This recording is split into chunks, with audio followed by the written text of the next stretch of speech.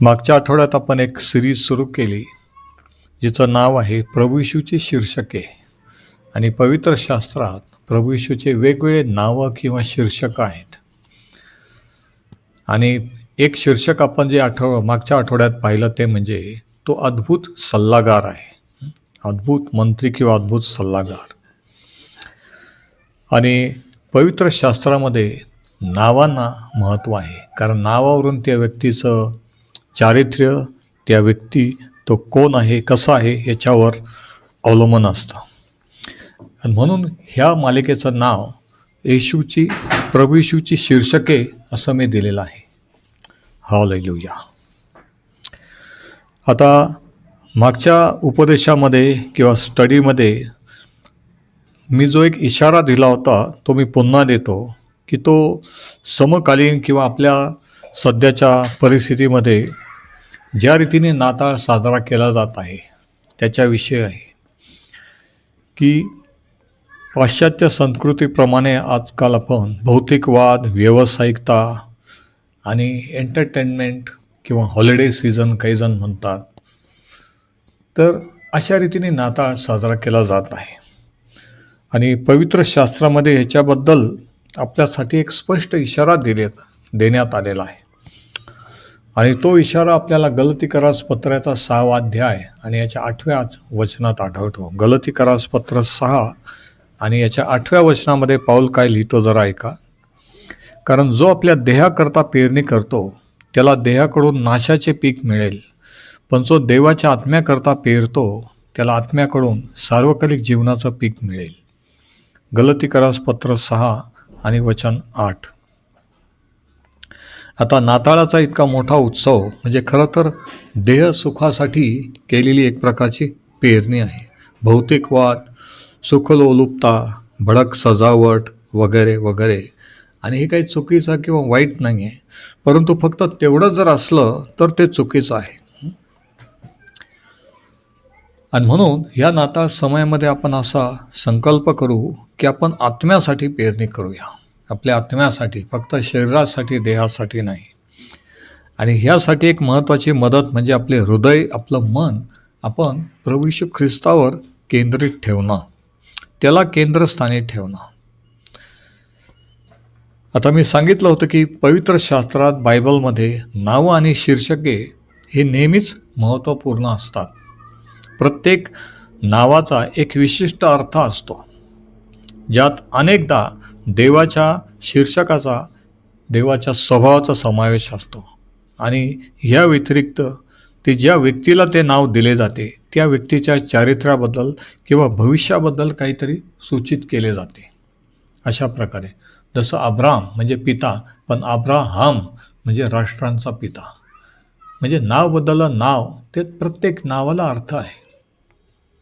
आणि विशेषतः प्रभू येशूला दिलेलं जे नावं किंवा शीर्षक आहे ते देखील जाणून घेणं महत्त्वाचं आहे. कारण प्रत्येक शीर्षक किंवा प्रत्येक नावातून आपल्याला प्रभू येशूविषयी काहीतरी विशेष आणि महत्त्वाचं असं कळतं.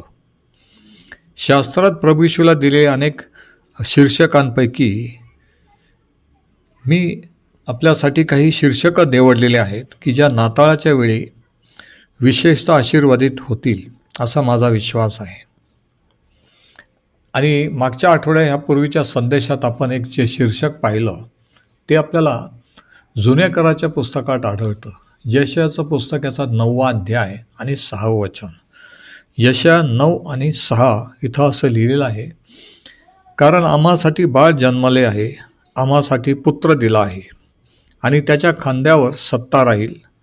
आणि त्याला अद्भुत मंत्री किंवा अद्भुत सल्लागार, समर्थ देव, सनातन पिता, शांतीचा अधिपती किंवा शांतीचा राजकुमार असं म्हणतील.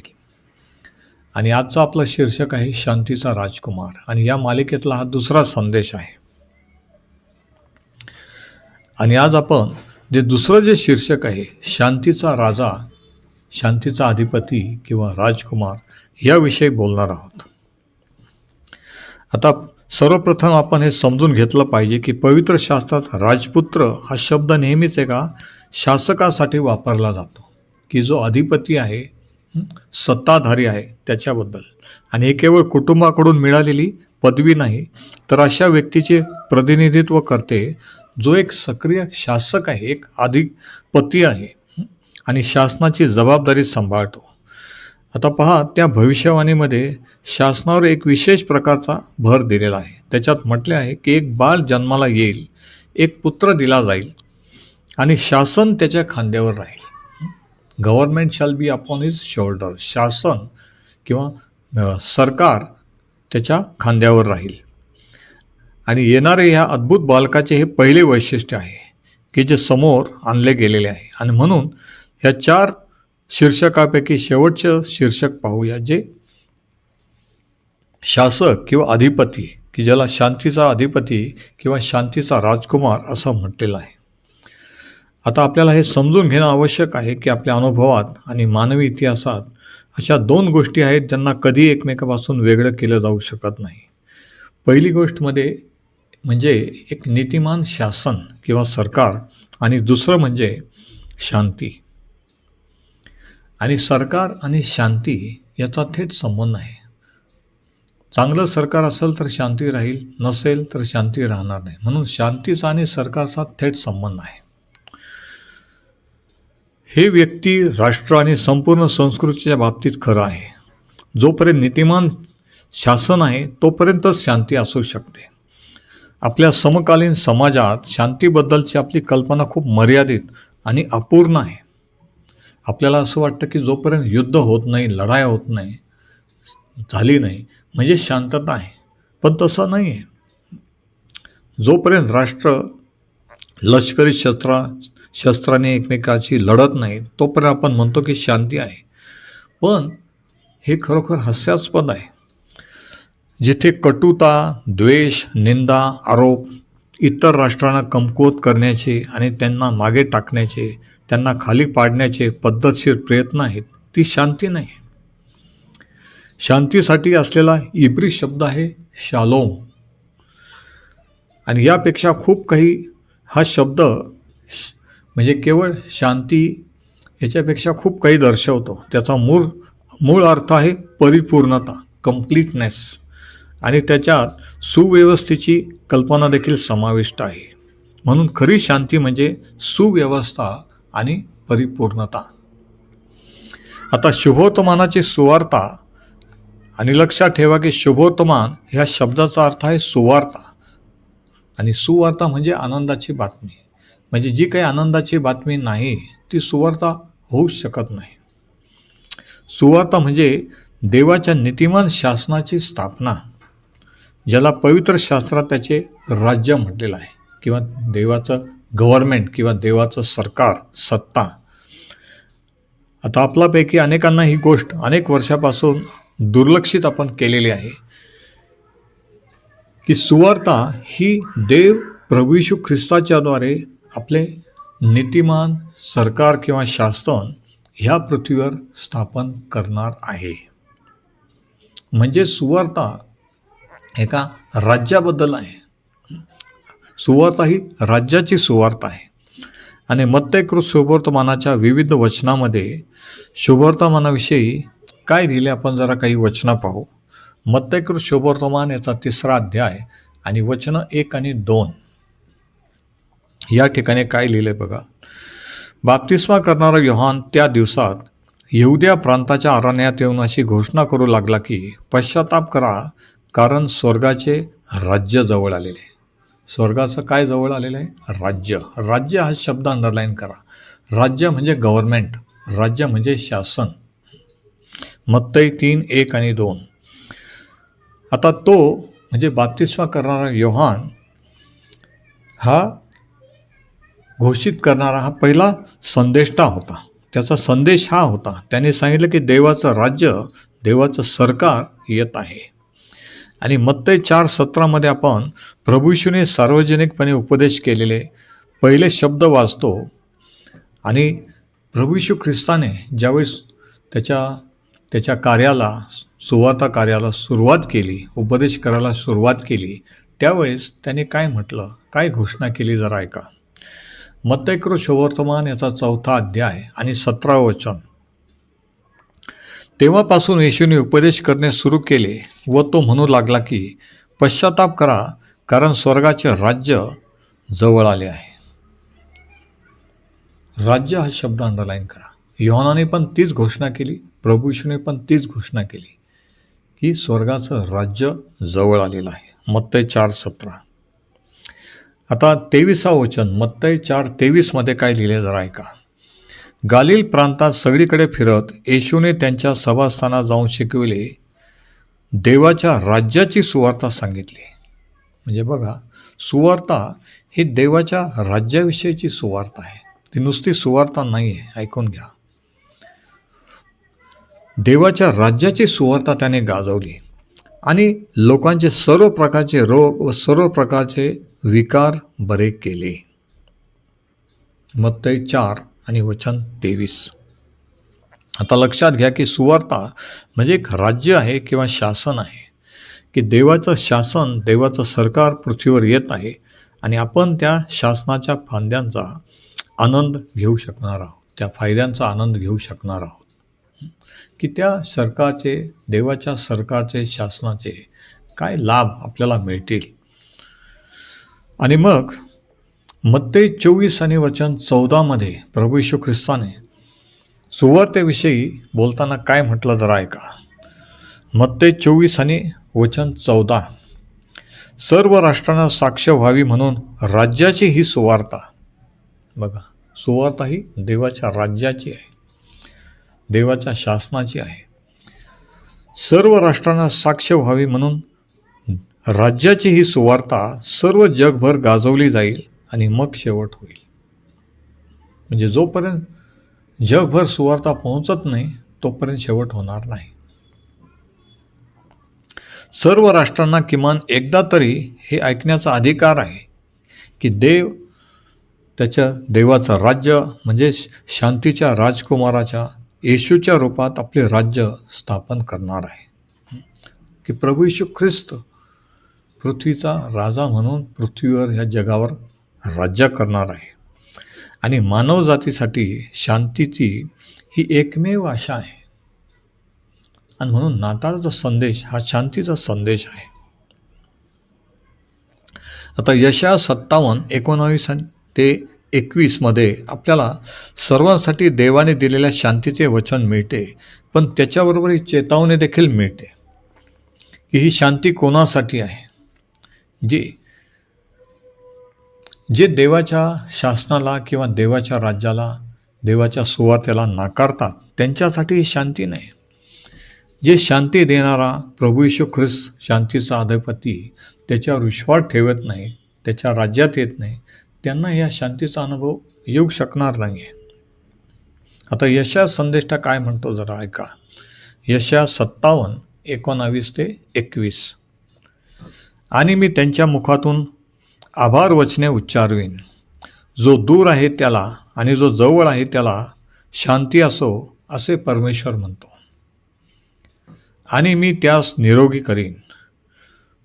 पण दुर्जन हे खवळलेल्या समुद्राप्रमाणे आहेत, जो शांत राहत नाही आणि ज्यांची जले हे चिखल व माती ढवळून काढतात.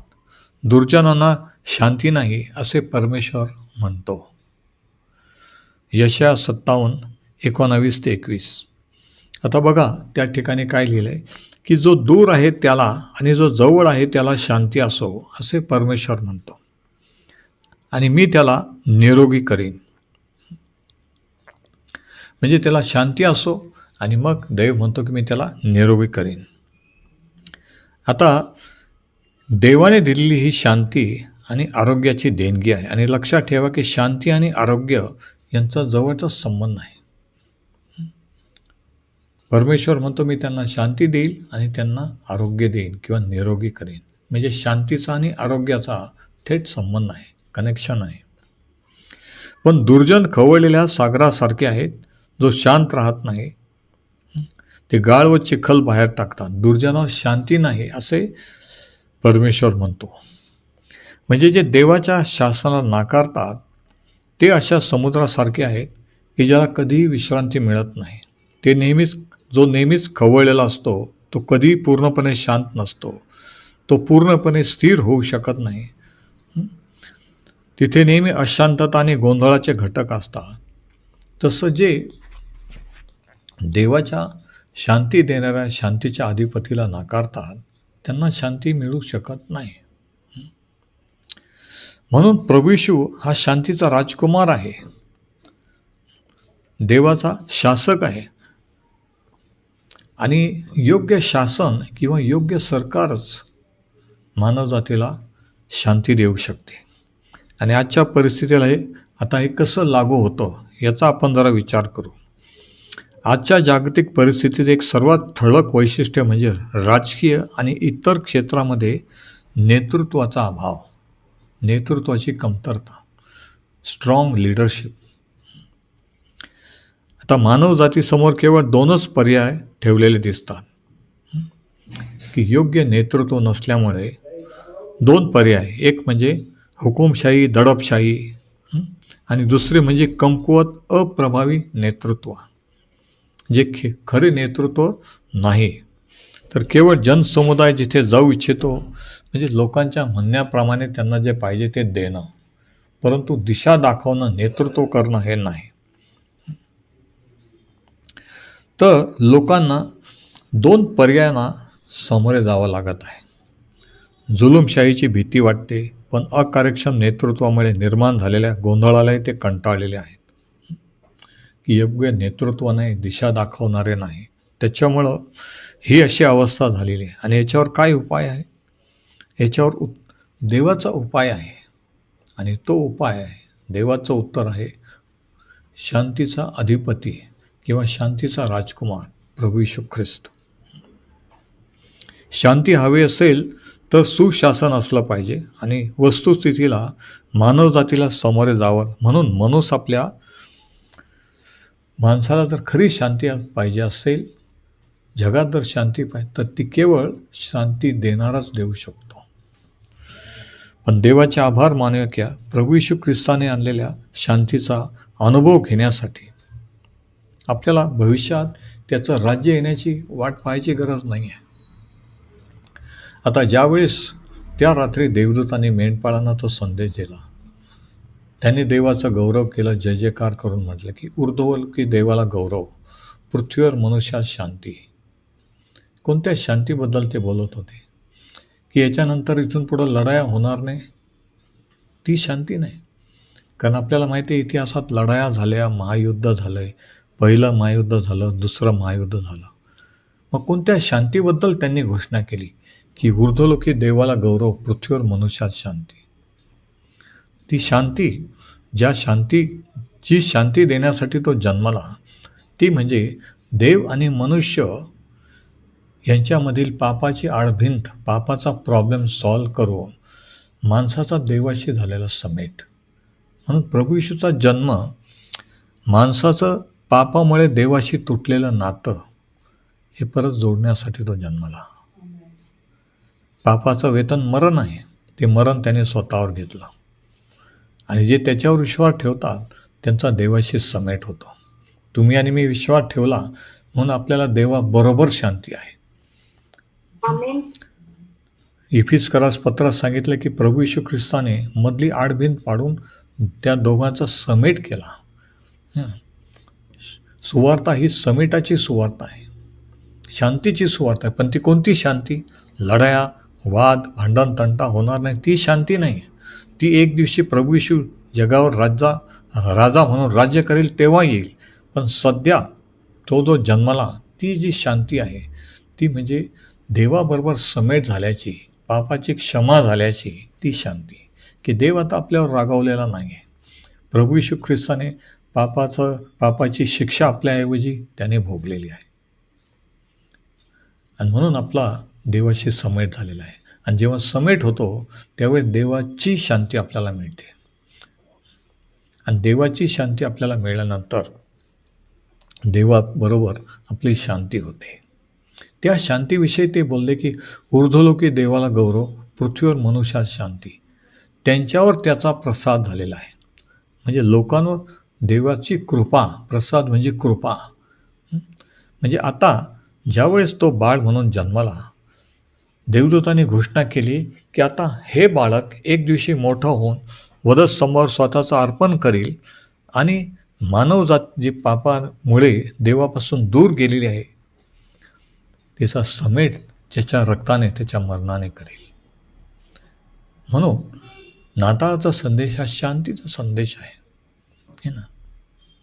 तर 2 प्रकारची शांती प्रभू येशू ख्रिस्त देण्यासाठी आला त्याच्या जन्माने.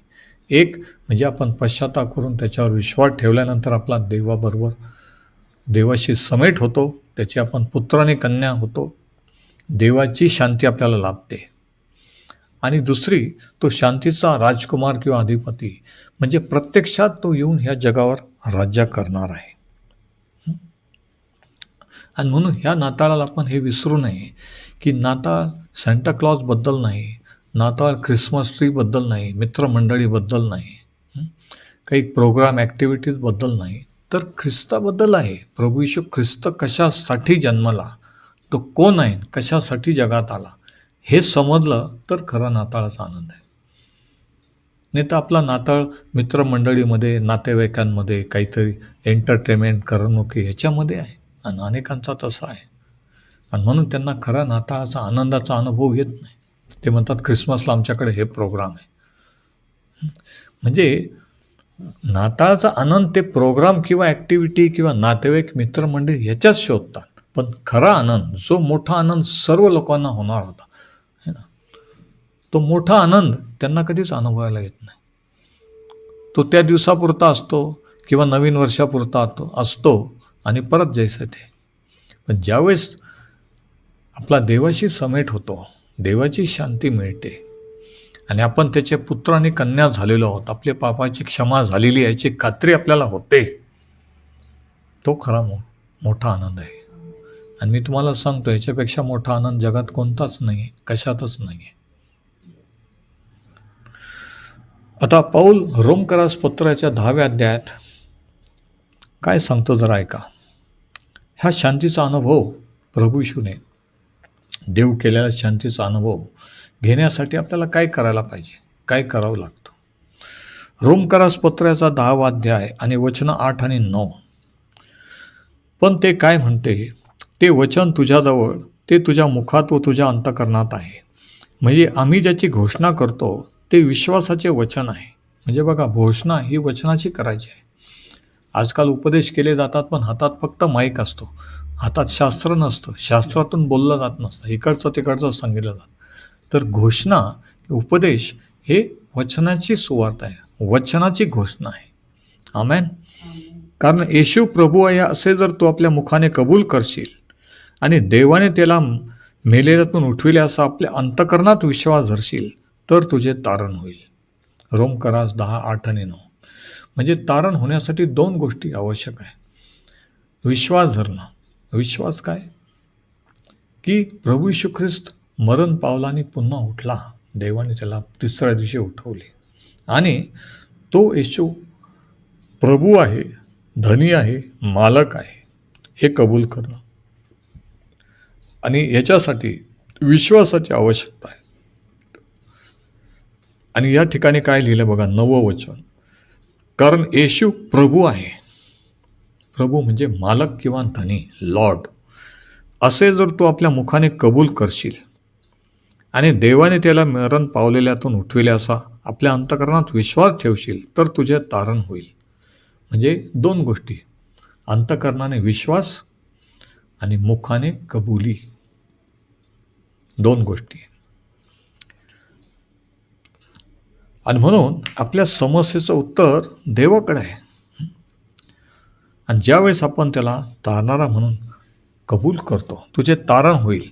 तारण म्हणजे सुटका, तारण म्हणजे पापांची क्षमा, सुटका, समेट, देवाबरोबर शांती. म्हणजेच प्रभू येशू ख्रिस्ताला, येशू प्रभू आहे असं मुखाने कबूल करणं म्हणजे त्याच्यावर विश्वास ठेवणं की त्याने माझे पाप वाहिले, माझ्या ऐवजी त्याने माझी शिक्षा भोगली, मला भोगायची गरज नाही. त्याने माझ्या ऐवजी नियमशास्त्र पाळलं. आणि जेव्हा मी त्याच्यावर विश्वास ठेवतो तेव्हा त्याच्या रक्ताने आपण नीतिमान ठरतो. परमेश्वर देव आपली क्षमा करतो, आपल्या पुत्र आणि कन्या होण्याचा अधिकार देतो. आणि मग आपण जेव्हा तोंडाने कबूल करतो की प्रभू येशू हा माझा देव, माझा तारणारा आहे. कारण अंतःकरणात विश्वास ठेवल्यानंतर आपल्याला त्याचा आपल्या अंतःकरणात अनुभव येतो की त्याने माझी क्षमा केलेली आहे. आपला आत्मा, आपलं मन साक्ष देते की आपण देवाचे पुत्र आहोत. आणि मग आपण मुखाने कबूल करतो की तो माझा देव आहे, माझा प्रभू आहे. आणि म्हणून या नाताळाला जर तुम्ही असं त्याला कधी म्हटलं नसाल, जर तो तुमचा देव आणि प्रभू नसेल, त्याच्याबद्दल तुम्ही ऐकलं असेल पण कधी म्हटलं नसाल की प्रभू तू माझ्या जीवनात, माझ्या अंतःकरणात ये, तू माझा प्रभू हो, तू माझा मालक, धनी हो, तर या नाताळाला ही संधी घालवू नका. आणि जर तुम्ही म्हणाल, जर तुम्ही त्याच्यावर विश्वास ठेवून तुमचं जीवन त्याला समर्पण करून त्याचा स्वीकार कराल, तर तुम्हाला त्याच्या शांतीचा अनुभव येईल. आणि तो शांतीचा राजकुमार किंवा शांतीचा अधिपती आहे, शांती देणारा आहे, याचा अनुभव तो तुम्हाला दिल्याशिवाय राहणार नाही. परमेश्वर हे वचन आशीर्वादित करो. Amen amen. Praise the Lord. अंतकरणाने विश्वास कर.